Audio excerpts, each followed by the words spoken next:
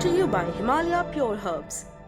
New York times ने corona के Omicron variant को लेकर मची भसड़ को पहले पन्ने पर जगह दी है। अखबार ने प्रिटोरिया के एक अस्पताल के रिसर्चर्स की रिपोर्ट छापी है। शुरुआती रिपोर्ट बताती है कि ओमिक्रॉन भले ही तेजी से फैल रहा हो, लेकिन इससे गंभीर बीमारी की आशंका कम है। रिसर्चर्स का दावा है कि बाकी वेरिएंट्स की तुलना में ओमिक्रॉन कम गंभीर है।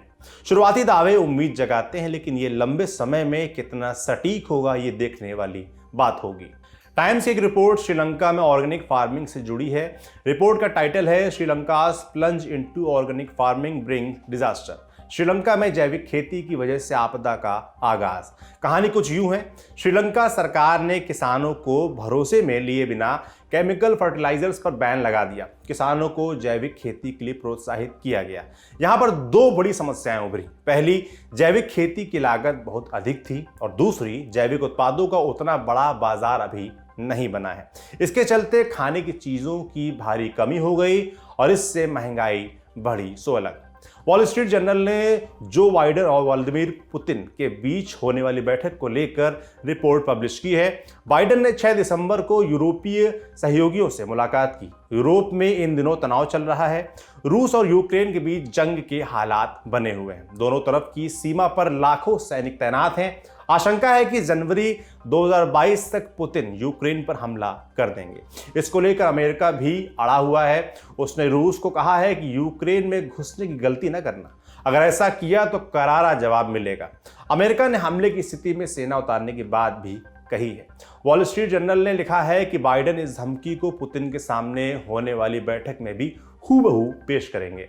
वॉशिंगटन पोस्ट ने भारत को लेकर एक रिपोर्ट पब्लिश की है। इसका टाइटल है in India as the virus awaits a hunger crisis persist. भारत में कोरोना कम होने के बावजूद भूख का संकट बढ़ रहा है।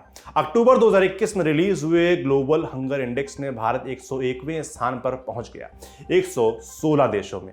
भारत सरकार इसकी गणना के पैरामीटर्स पर सवाल उठाती रही है। ब्रिटिश अखबार द गार्डियन ने बीजिंग विंटर ओलंपिक्स पर खबर छापी है। अमेरिका ने 2022 की बीजिंग ओलंपिक्स का डिप्लोमेटिक बहिष्कार करने का ऐलान किया है।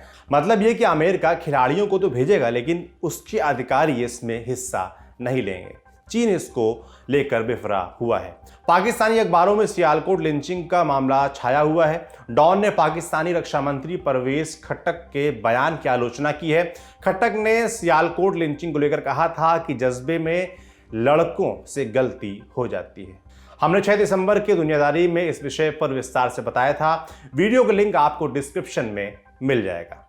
ढाका ट्रिब्यून ने बांग्लादेश के सूचना और प्रसारण मंत्री मुराद हसन के इस्तीफे को होम पेज पर जगह दी है। मुराद हसन का एक ऑडियो लीक हुआ था। इसमें वो महिलाओं को लेकर आपत्तिजनक बातें कर रहे थे। सोशल मीडिया पर उनकी जमकर आलोचना हुई। इसके बाद उन्हें अपना इस्तीफा भी सौंपना पड़ा।